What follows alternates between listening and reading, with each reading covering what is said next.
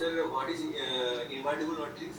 हाँ आगे आते हैं, अभी इस अगला कॉन्सेप्ट इन्वर्टिबल का है। चलो आप में से कोई बताओ, किसी को आइडिया है what is definition of a invertible matrix? Which matrix is said to be invertible? Not equals to 0 होगा। क्या होगा? Det value not equals to 0 होगा। नहीं समझ आया सर अगर A B equals to B equals to I होता है तो B equals to A inverse और A equals to B inverse. Yes, this is the definition actually. देखो अभी जैसे अर्का जो आप बता रहे थे, so you know this is a theorem कि matrix invertible if and only if determinant is non zero.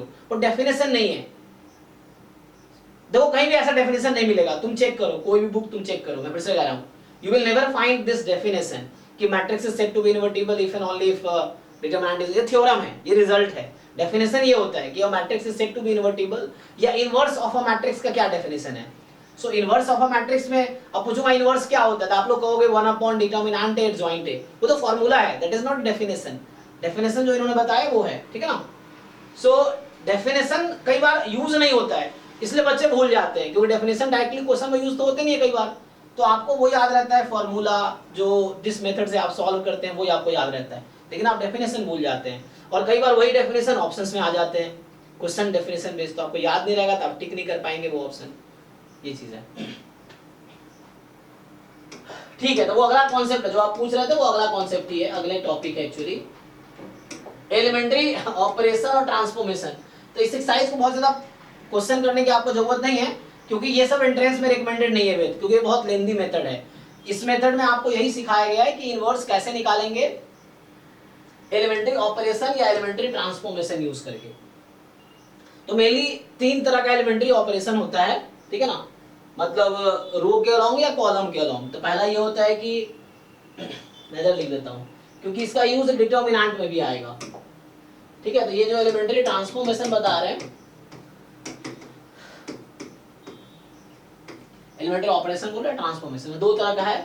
सो आप रो ऑपरेशन लगा सकते हो या कॉलम ऑपरेशन लगा सकते हो, रो ऑपरेशन या कॉलम ऑपरेशन, ठीक है। सो कॉलम ऑपरेशन और रो ऑपरेशन, सो इक्विवेलेंट ही है, मतलब तुम्हारे पास ऑप्शन है which you want to apply. So इसमें पहला तो ये आता है कि Ri can be interchange with Rj। एक ऑपरेशन ये अलाउड है कि 2 रोज कैन बी इंटरचेंज, है ना, कि फर्स्ट और सेकेंड रो को इंटरचेंज, दोनों साइड अगर इक्वेशन चल रही है मैट्रिक्स इक्वेशन, तो तुम क्या कर सकते हो, दोनों साइड इंटरचेंज कर लो रो को, कि रो को मतलब सेकेंड रो को फर्स्ट रो बना दो, फर्स्ट रो को सेकेंड रो बना दो, दोनों तरफ इक्वेशन में, मैट्रिक्स इक्वेशन में। फिर दूसरा एलिमेंट्री ऑपरेशन आता है कि तुम किसी मैट्रिक्स के एक रो को किसी कांस्टेंट से मल्टीप्लाई कर सकते हो। सो ये कांस्टेंट नॉन जीरो होने चाहिए, ठीक है, ये जो कांस्टेंट है ये नॉन जीरो होना चाहिए ना, पूरा रो जीरो हो जाएगा। तीसरा ऑपरेशन जो अलाउड है, ये जो ऑपरेशन डिफाइंड है एक्चुअली, सो ith रो, Ri का मतलब ith रो है ना, मान लो i को तुमने 2 रख दिया, तो second row means second row. So ith row can be changed as, ये एरो का मतलब है can be changed as, so you can change ith row as ith row plus k time jth row. यहाँ पे k पे कोई restriction नहीं है, 0 रख दोगे तो भी कोई दिक्कत नहीं है। सिमिलर चीजें यहाँ आएंगी, बस इसमें रो की जगह कॉलम आ जाएगा। So ith column can be interchange with jth column. For example i को 1 j को 2 रखो, तो first column and second column can be interchanged, column column vertical line, row horizontal line. Sir वो जो रो ऊपर operation में से second point में r ऑफ j, नहीं r ऑफ i, सॉरी नहीं i ही है, ri can be changed as k time ri, वो लिखने में गलती हो गया है ना। So ri is k time ri, ठीक है ना। ci changed as k time ci, ठीक है, जहां k नॉन जीरो होगा। और तीसरा है ci can be changed as ci plus constant time cj, ठीक है। सो ये आपके पास, सो ये कॉलम ऑपरेशन, ये रो ऑपरेशन, ये है। बट आपको जरूरत नहीं है ये ऑपरेशन यूज करके मैट्रिक्स के इनवर्स निकालने की, क्योंकि हमारे पास एक आसान मेथड है इनवर्स निकालने का, जिससे कम टाइम में निकाल लेंगे, बट इससे लेंदी होगा। लेकिन हाँ, डिटरमिनेंट में आपको ये सब ऑपरेशन की जरूरत पड़ेगी, ठीक है। तो ये तो एलिमेंट्री ऑपरेशन है, यूज कैसे करना है।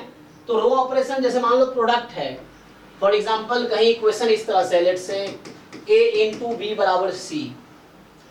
देखो रूल ये होता है कि अगर आप रो ऑपरेशन लगा रहे हो, सो रो ऑपरेशन वर्क्स ऑन, अगर प्रोडक्ट है, मान लो ये मैट्रिक्स इक्वेशन है, आपको दोनों साइड एलिमेंट्री ऑपरेशन यूज करने हैं। So row operation will be applied on the क्या लेफ्ट साइड मैट्रिक्स या राइट साइड मैट्रिक्स, याद है किसी को? Left side. हाँ, row operation will be used on left side matrix and column operation will be used on right side matrix. ठीक है, देखो सो अगर प्रोडक्ट के केस में है ना, तो अगर आप ऑपरेशन लगा रहे हो, मान लो रो ऑपरेशन लगाओगे, तो रो ऑपरेशन लगाओगे ना, सो जब रो ऑपरेशन ऑपरेट करोगे तो यहाँ पे a इंटू बी बराबर c है, तो यहाँ a पे लगाओगे, यहाँ c पे लगाओगे, b का कुछ नहीं होगा, b will remain same in पूरे प्रोसेस में, b एज इट इज चलता रहेगा। ठीक है, अगर प्रोडक्ट का केस में कभी ऐसा सिचुएशन आया तो कॉलम ऑपरेशन जब लगा रहे हो, तो ये कहेंगे वेक्टर स्पेस से आता है, तो मान लो ऐसा है a इंटू बी बराबर c, तो यहाँ b पे ऑपरेशन लगेगा, यहाँ c पे लगेगा, सो यहाँ a विल रिमेन सेम, उस प्रोसेस में a सेम रहेगा, a पे आप ऑपरेशन नहीं अप्लाई करोगे, सो a वैसे ही चलता रहेगा सेम सेम, यहाँ आपको b पे किसी एक पे ही अप्लाई करना है। सो अगर प्रोडक्ट ऑफ मैट्रिक्स है, so row operation will work on left side matrix, right में एक ही है तो c पे लगेगा, कॉलम ऑपरेशन लगाओगे तो it will work on right side matrix, इधर c पे लगेगा। इस तरह से कई बार क्वेश्चन ऐसा मिल जाएगा या ऑप्शंस लिखे होंगे तो you will remember. So row operation will work on left side matrix, column operation will work on right side matrix जब प्रोडक्ट हो तो। ठीक, एंड सर अगर नॉन एग्जांपल हाँ एग्जांपल देता हूँ। हाँ बोलो आप। राइट साइड पे दो मैट्रिसेस दिए तो सेम सिनेरियो चलेगा, लेफ्ट वाले में रो ऑपरेशन लगाएंगे, राइट वाले में कॉलम कॉलम। हाँ हाँ हाँ, अगर यहाँ भी प्रोडक्ट होता c into D for example, तो यहाँ भी c इंटू डी होता, तो यहाँ रो ऑपरेशन c पे लगेगा, कॉलम ऑपरेशन d पे लगाएंगे, अगर यहाँ भी प्रोडक्ट हुआ तो। ठीक है सर। ये इसमें हो रहा है कि matrix time any row of matrix is a linear combination of हाँ हाँ हाँ, उसके स्टोरी कहीं ना कहीं वहीं से आती है, रो स्पेस कॉलम स्पेस के कॉन्सेप्ट से। लीनियर कॉम्बिनेशन है ना, तो वहाँ पे आ जाता है, यस उससे ही आएगा। सर हम तो एक्स सॉल्व करेंगे तो इक्वेशन फंक्शन जाएगा ना, मतलब सॉल्व करेंगे क्या क्या क्या, मतलब अगर ऐसे सॉल्व करें तो इक्वेशन फंक्शन ज्यादा तो एक ही चीज स्टेप करते करते मतलब हम पहले लर्न करते तो बहुत लंबा जाता था। हाँ हाँ, तो इतना करना नहीं है, बस हमें ये कॉन्सेप्ट समझना है। क्वेश्चंस एंट्रेंस में हम लोग ये मेथड यूज करेंगे जो बहुत लेंथी होगा, टाइम टेकिंग। हमारे पास जो इजियर मेथड होगा, क्योंकि वहां पे मुझे प्रॉपर प्रूफ नहीं दिखाना, we just have to reach to answers. आप जितना क्विकली फाइनल आंसर तक पहुंच जाएंगे उतना टाइम सेव होगा एग्जाम के दौरान आपका, ये है। तो will not use this method to find inverse, but ये कॉन्सेप्ट्स हैं जो यूज हो सकते हैं बीच में, तो वहां आपको पहले से पता हो कि ये ऑपरेशंस होते हैं और ये रूल्स हैं कुछ, दैट इज थिंग। वो आपको मिल जाएगा यहाँ पे एग्जांपल, देखो सी केयरफुली। तो मैं यहाँ पे आता हूँ, एग्जांपल यही मिल जाएगा। तो एक तो ये बोल रहा है कि देयर आर 6 ऑपरेशंस, 3 रो वाले 3 कॉलम वाले, इसलिए 6 कह रहा है। ठीक है, on a matrix 3 on which due to rows and 3 due to column, तो 3 रो के लिए और 3 कॉलम के लिए, which are known as elementary operation और elementary transformation on matrices। क्योंकि आप पढ़ोगे बाद में सिस्टम ऑफ इक्वेशन जब हम सॉल्व कर रहे होंगे, तो सिस्टम ऑफ इक्वेशन ax बराबर b रहता है। तो आप जब जब भी किसी बुक में देख लो, सिस्टम ऑफ इक्वेशन वाले केस में जो ax is equal to b है, इसको सॉल्व करते हुए कभी भी कॉलम ऑपरेशन यूज नहीं किया होगा। चेक करो किसी बुक में, कोई भी लीनियर अलजेब्रा की बुक देख लो, जहां सिस्टम ऑफ इक्वेशन को सॉल्व कैसे, गॉस एलिमिनेशन मेथड है, फॉरवर्ड एलिमिनेशन मेथड, बहुत सारे मेथड जो आप पढ़े होंगे, उस समय एंट्रेंस में हालांकि यूज नहीं करेंगे, वो लेंथी मेथड होते हैं। बट आपने बीएससी में पढ़ा होगा तो आप देखोगे कि सिस्टम ऑफ इक्वेशन के केस में कभी भी कॉलम ऑपरेशन यूज नहीं करेगा। यहाँ पे ए पे रो ऑपरेशन लगाता है और यहाँ बी पे लगाता है, एक्स एज इट इज चल रहा होता है, एक्स को कुछ नहीं करते हैं, है ना। तो ये चेंज होता चला जाता है। मान लो ए को आइडेंटिटी बना दिया चेंज करके, और उसके हिसाब से बी भी कुछ बन जाएगी, मान लो डी बन गई फॉर एग्जांपल, मैट्रिक्स है ये डी बी हालांकि, तो वहां से एक्स की वैल्यू या डी आ जाती है ना, इस तरीके से। तो यहाँ यूज होगा row operation, column operation use नहीं होगा। ठीक है, सो सिस्टम ऑफ इक्वेशन में आप कॉलम ऑपरेशन यूज नहीं कर सकते, है ना। यस तो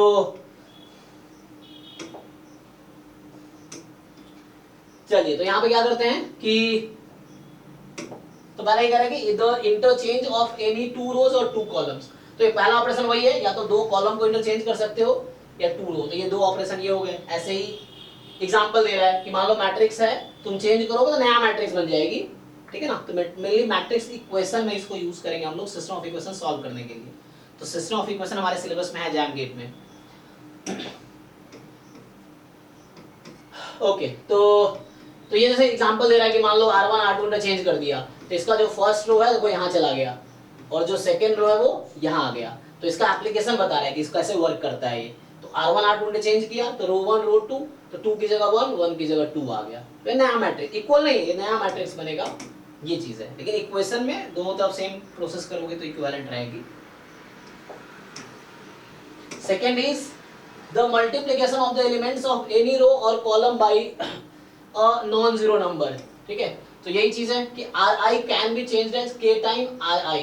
देखो यहाँ लिखा है नॉन जीरो नंबर, लिखा है ना non zero number, so k can not be zero. या Ci can be changed as k time Cj। Example के लिए इसने कहा कि इस मैट्रिक्स में थर्ड कॉलम को 1/7 से मल्टीप्लाई कर दो, तो थर्ड कॉलम को 1/7 से मल्टीप्लाई कर दो, तो ये मैट्रिक्स चेंज हो गया, नया बन गया, मान लो ये सी मैट्रिक्स बन गया। तो ये ऑपरेशन लगाने के बाद मैट्रिक्स चेंज हो जाएगी। हालांकि तीसरा है कि the addition to the element of any row और column the corresponding elements of any other row और कॉलम मल्टीप्लाई बाय एनी। इतना कंफ्यूज होने की जरूरत नहीं है, सीधा ये कहना चाह रहा है कि ith रो को तुम चेंज कर सकते हो, ith row plus constant time jth row. For example first row को तुम चेंज कर सकते हो, फर्स्ट रो को चेंज कर सकते हो first row plus 2 time second row या 3 time second row, no problem. k को नेगेटिव भी ले सकते हो तुम, -1 ले लोगे तो माइनस आ जाएगा। जैसे एग्जांपल को यहाँ देख लो कि एक मैट्रिक्स है C, है ना, तो ये वही चीज है, रो या कॉलम किसी एक में लगा लो। ये एग्जांपल दे रहा है कि ये ऑपरेशन लगा रहा है, so they are changing second row as second row -2 time first row. तो इसके सेकेंड रो को ये चेंज कर रहा है, कैसे? Second row -2 time first row, तो 2 - 2 टाइम 1 0 हो गया, -1 - 2 टाइम 2, तो -1 -4 -5 हो गया। सो ये आ गया, देखो सेकेंड रो चेंज हो गया, इसने सेकेंड रो को चेंज कर दिया। First row as it is, तो ये 2 - 1 0 -5 हो गया, कैसे? R2 - 2R1 के वे में। अब आया जो आप पूछ रहे थे ना, इन्वर्टिबल मैट्रिक्स क्या होता है। देखो ये डेफिनेशन है इन्वर्टिबल मैट्रिक्स का या इनवर्स ऑफ अ मैट्रिक्स का डेफिनेशन।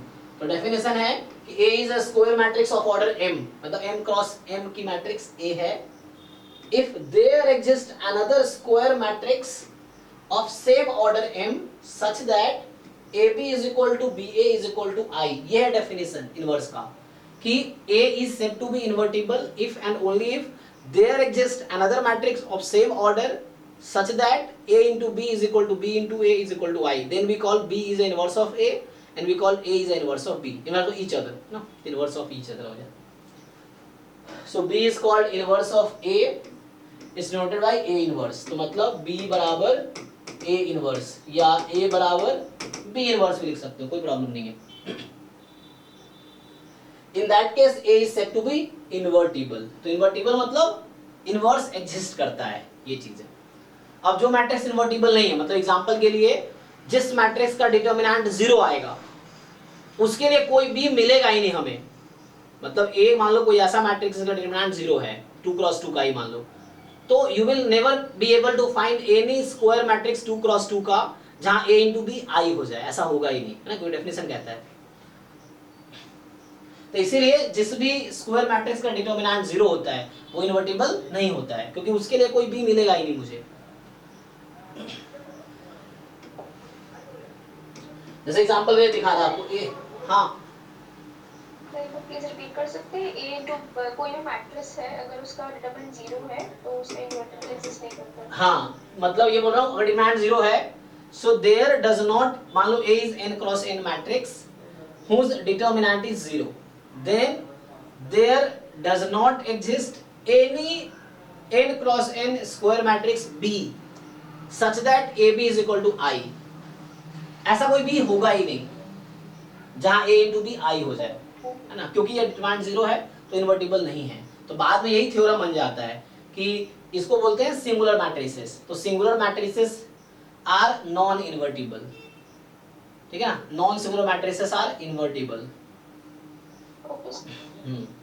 और अगर किसी मैट्रिक्स का डिटर्मिनेंट नॉन जीरो है तो गारंटी है कि you must get a matrix B such that a into b is equal to I होगा and b into a is equal to also I होगा, अगर डिटर्मिनेंट नॉन जीरो है तो all, इसको बोलते हैं नॉन सिंगुलर मैट्रिक्स। तो all non singular matrices are invertible, मतलब हैज इनवर्स। सो मान लो A एक मैट्रिक्स है, B यहाँ एक मैट्रिक्स है, दोनों को मल्टीप्लाई करके दिखा रहा है और ये आइडेंटिटी मैट्रिक्स के इक्वल आ गया। सो AB आइडेंटिटी आ गया, BA भी आइडेंटिटी आ गया। इसका मतलब है कि ये एक दूसरे का इनवर्स है एक्चुअली। और देखो डिटर्मिनेंट चेक करो, तो यहाँ से तुम अगर A का डिटर्मिनेंट निकालोगे 4 - 3 1 है एक्चुअली, B का डिटर्मिनेंट निकालोगे तो ये भी 1 कितना आएगा 4 - 3, ये भी 1 ही आएगा, है ना ये चीज। तो ये आगे हम देखेंगे। तो बस ये डेफिनेशन बता रहा है कि B A का इनवर्स है, A B का इनवर्स है। अगर A into B I या B into A I हो जाए तो। अब देखो, a rectangular matrix does not possesses inverse matrix। Rectangular का मतलब इनका है m क्रॉस n से, जहां mn डिफरेंट है ना। जब ये रेक्टेंगुलर मैट्रिक्स लिखता है तो इसका मतलब इसकी बात कर रहा है वो। जब स्क्वायर मैट्रिक्स लिखता है तो m is equal to n की बात होती है, और रेक्टेंगुलर मैट्रिक्स लिख रहा मतलब m is not equal to n। Since the product BA and AB to be defined and equal, तो AB और BA का ऑर्डर इक्वल अलग अलग हो जाएगा, है ना। AB का ऑर्डर और BA का ऑर्डर डिफरेंट हो जाएगा, इक्वल तो हो ही नहीं सकता, ये डेफिनेशन नहीं था ना कि AB is equal to BA is equal to I। ये डेफिनेशन है कि एक कोई स्क्वायर मैट्रिक्स है तो दूसरे स्क्वायर मैट्रिक्स B मिलेगी जिस तरह से AB और BA I के इक्वल हो जाए, तब B A का इनवर्स है एंड A B का इनवर्स है, बोथ आर इन्वर्टिबल। बोल रहा अगर B इनवर्स है A का तो A भी इनवर्स होगा B का, वाइस वर्सा। अब uniqueness of inverse. Inverse of a square matrix if it exist is unique. तो एक मैट्रिक्स के पास एक ही इनवर्स होगा तो इनवर्स यूनिक होता है, ठीक है। अगर एग्जिस्ट करता है तो हो सकता है एक भी इनवर्स ना हो तो इन्वर्टिबल नहीं होगा, अगर इन्वर्टिबल है तो यूनिक इनवर्स होगा। ये प्रूव भी कर रहा है, यू कैन सी। यहाँ बोल रहा है A B are invertible matrices of same order. ये फॉर्मूला बता रहा था, देखो ध्यान से। सो ये गलती से बच्चा है ना ऐसा सोच लेता है कि A inverse into B inverse, ऐसा नहीं होता है, ठीक है ना। सो ए बी का whole inverse is not equal to this. क्या फॉर्मूला है? A B inverse is B inverse A inverse. Order change हो गया, मतलब बी पहले और ए बाद में आ जाएगा, इस तरीके से।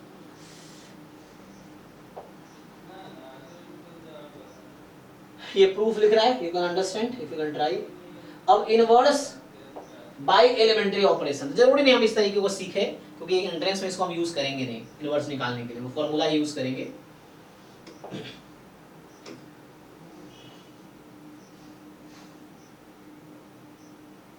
Excuse me sir. हाँ बोलिए बोलिए। सर आप ये पीडीएफ शेयर कर सकते हैं कि मेरे पास जो पीडीएफ उसमें ये पार्ट मिसिंग है। हाँ ये ओल्ड वाला एक्चुअली मैं भी पहले एक बार खोला था, तो ये वाला जो है ना कोई भेज दो एक बार, है ना ये उसमें एक्चुअली ये 4th साइज गायब होगा उस वाले पीडीएफ में। हाँ हाँ हाँ, तो गूगल के जैसे मिलेगा, मैंने किया है, शेयर कर देते हैं, कोई करो जिसमें जिसको मिला हो गूगल पे इसमें डाउनलोड किया है तो एक बार देख लो, भेज देगा कोई अभी। देखो जो मैं समझा रहा था वो यहाँ पे है। जैसे बोल रहा है कि मान लो x बराबर ए बी है, ठीक, x बराबर ए बी है। In order to apply a sequence of elementary row operation on the matrix equation x बराबर A B, we will apply row operation simultaneously on x and on the first matrix A। तो कह रहा है x बराबर अगर A B है ना तो यहाँ x पे ऑपरेट होगा, यहाँ A पे ऑपरेट होगा, अगर रो ऑपरेशन यूज कर रहे हैं तो। अगर मैं रो ऑपरेशन यूज कर रहा हूँ तो प्रोडक्ट में लेफ्ट साइड में ही यूज कर सकते हैं, ठीक, प्रोडक्ट है तो, और प्रोडक्ट ए बी, ठीक है, ये बोल रहा है। Similarly in order to apply a sequence of elementary column operation on the matrix equation x बराबर A B, we will apply this operation simultaneously on x and on the second matrix B। तो अगर column operation लगाओगे x बराबर A B में तो यहाँ column operation लगाओ, लेकिन कॉलम ऑपरेशन इस पे काम करेगा, ए पे नहीं बी पे काम करेगा, ठीक है। रो ऑपरेशन लगाओगे तो ए पे लगाना पड़ेगा, बी पे नहीं, बी एज इट इज छोड़ेंगे। और यहाँ एक्स पे एक ही मैट्रिक्स है, एक्स जो पहले बता रहा था वही चीज है। और इसीलिए आप यहाँ देखोगे कि रो और कॉलम ऑपरेशन के लिए इनका स्टार्ट अलग तरीके से करता है। देखो एग्जांपल के लिए बताता हूँ।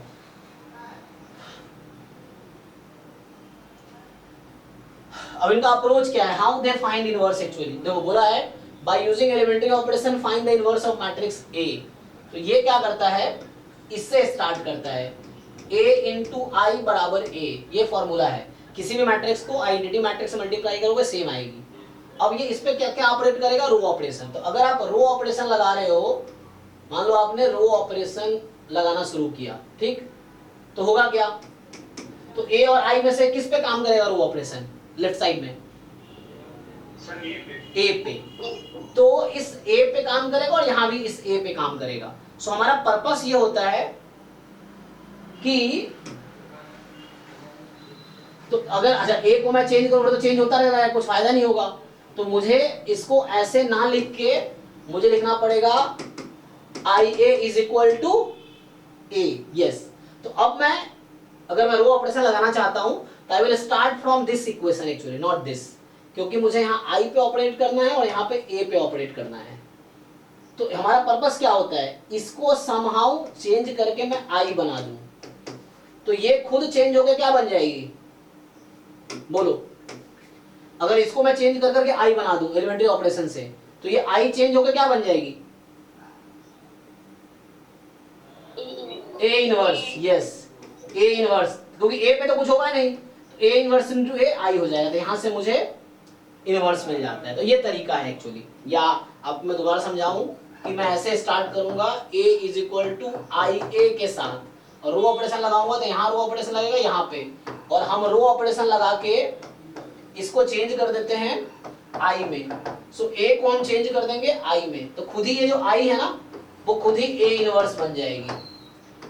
सो ये तरीका यहाँ पे ये लोग यूज करते हैं, है ना। तो आप देख सकते हो, अदरवाइज इसको हम एंट्रेंस में यूज नहीं करेंगे इस मेथड को। तो यहाँ ये तरीका ये लोग लगाते हैं रो ऑपरेशन में। अच्छा, अगर कॉलम ऑपरेशन लगाओगे तो क्या तरीका होता है, तब यहाँ से स्टार्ट करेगा।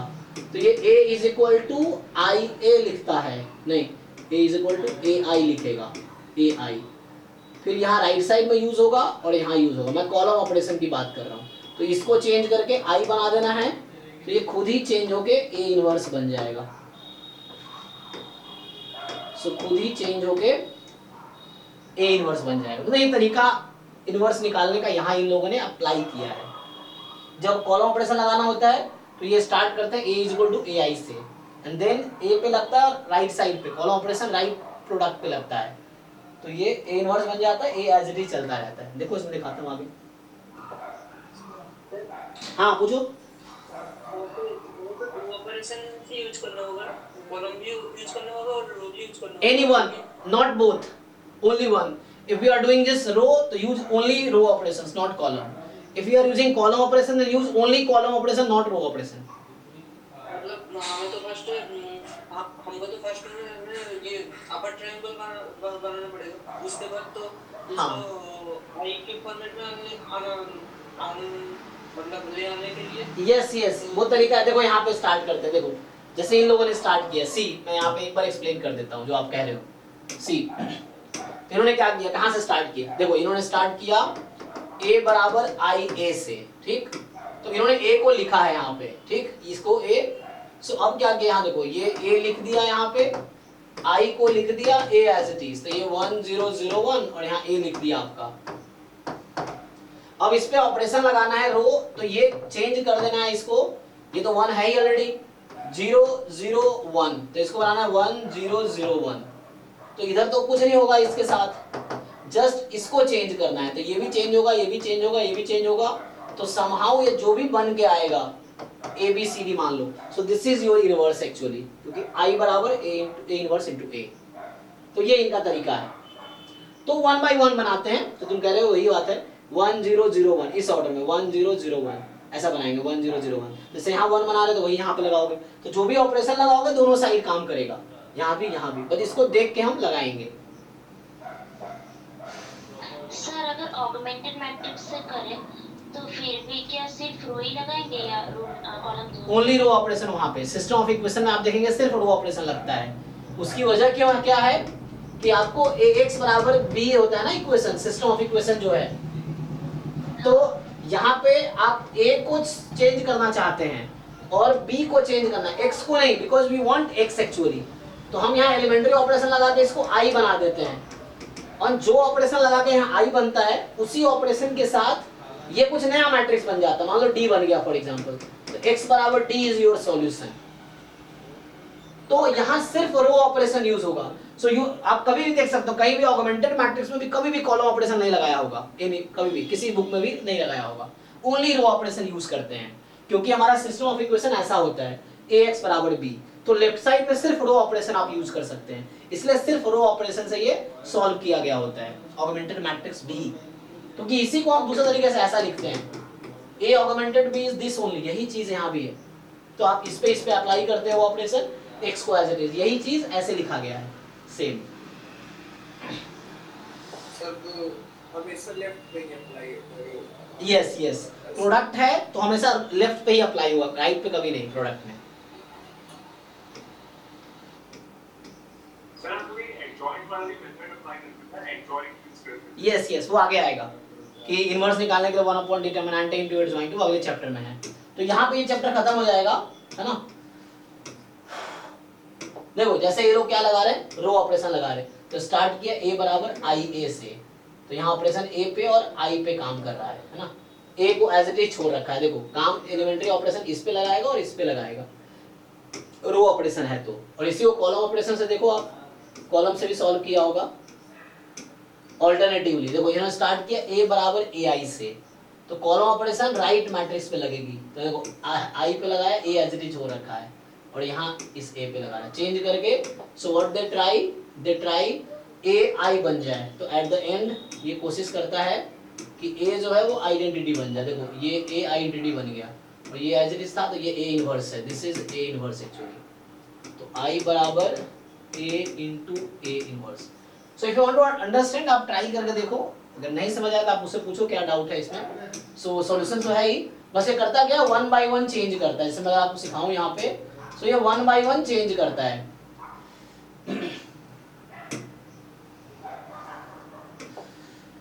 जैसे ये है ना, तो ये a है, अब यहाँ पे क्या करता है, यहाँ 1 बनाएगा तो यहाँ भी चेंज आ जाएगा। जब ये 0 बनाएगा इसको तो यहाँ चेंज आएगा, फिर 0 बनाएगा तो यहाँ चेंज आ सकता है, फिर यहाँ 0 बनाएगा तो यहाँ चेंज आएगा, 1 बनाएगा तो यहाँ चेंज आएगा, फिर यहाँ 0 बनाएगा तो यहाँ चेंज आएगा, फिर यहाँ 0 बनाएगा यहाँ चेंज आएगा। 1 बनाना है, मतलब और भी चेंजेस आ सकते हैं, इट्स नॉट लाइक वहीं आएगा, तो उससे चेंजेस उस रो में आएंगे, पूरे रो में एक चेंज आएगा एक्चुअली।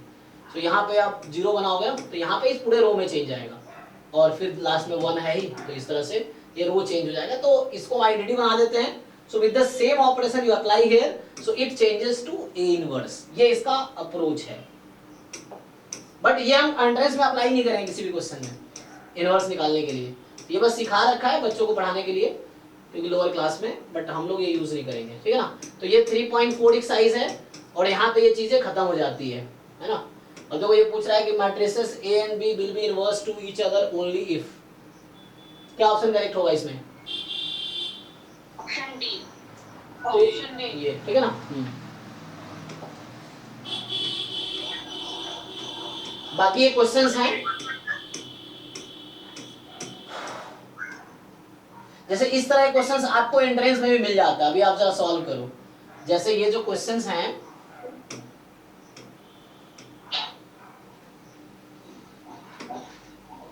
सियानी आपका माइक कौन है? देखो 15 का आंसर क्या होगा, जरा आप लोग सॉल्व करके बताओ मुझे कि A आइडेंपोटेंट मैट्रिक्स है, तो ये एक्सप्रेशन किसके इक्वल आएगी?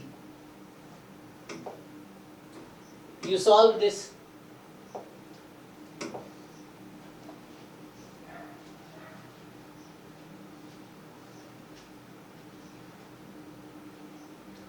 सो 15 का आंसर बताओ और 14 का आंसर बताओ। यहाँ तो मैट्रिक्स ही गायब हो गया, ये इसमें आया नहीं, मतलब पर 14 का सी होगा कैसे? सर, उसका थ्योरम से होता है ना, A is a square matrix can be uniquely expressed as a होगा। ये जो सीखना है आपको, आप दिमाग नहीं लगाते हो। इसने कहा सिमेट्रिक भी है, स्क्यू सिमेट्रिक भी है। ऐसा कौन सा मैट्रिक्स है जो खुद सिमेट्रिक? हाँ, सो ए ट्रांसपोज ए के भी इक्वल है और ए ट्रांसपोज माइनस ए के भी इक्वल है। ये इक्वेशन 1 इक्वेशन 2 ऐड कर दो दोनों को। सो 2a transpose is zero matrix, तो a transpose is zero matrix, तो a इज जीरो मैट्रिक्स। ठीक है ना? तो आपको ये भी सीखना है कि कौन सा थ्योरम कहाँ काम करेगा। आंख बंद करके नहीं लगाने हैं, आपको ये सीखना पड़ेगा विच थ्योरम विल वर्क वेयर। तो ये सब प्रैक्टिस, ठीक है? ये आ रहा है? Okay. So A is a square matrix such that A square is A। तो बता रहा है इसकी वैल्यू क्या होगी। तो यहाँ तो पहले इसको प्रोडक्ट करो, I plus A into I plus A into I plus A, and then उसको प्रोडक्ट करके सिंप्लीफाई करो।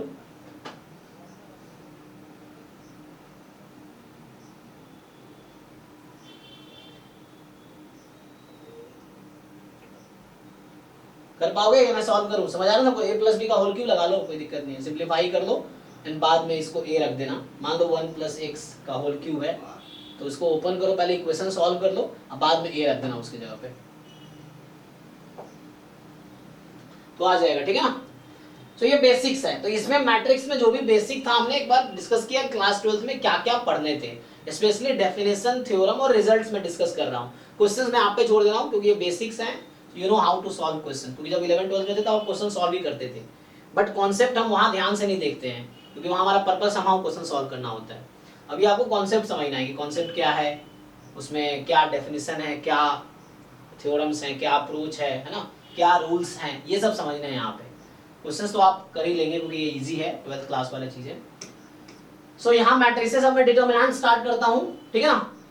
तो अभी टाइम है क्योंकि अभी 9 ही बजा है, तो डिटर्मिनेंट भी करा देता हूँ, फिर डाउट क्लास करते हैं। या बताओ 9 से 10 आप लोगों ने डाउट क्लास करें, जैसे कहोगे।